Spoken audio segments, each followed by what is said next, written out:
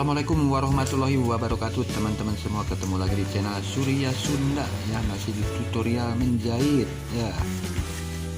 Sekarang lagi membuat jaket ya teman-teman.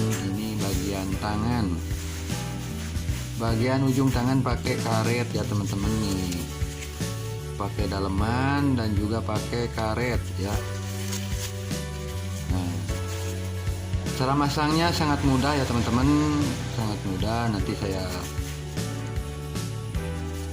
ada caranya ya. Tuh, hasilnya kayak gini. Ini bagian dalam, jadi karetnya nggak kelihatan ya. Nah, ini luarnya tuh.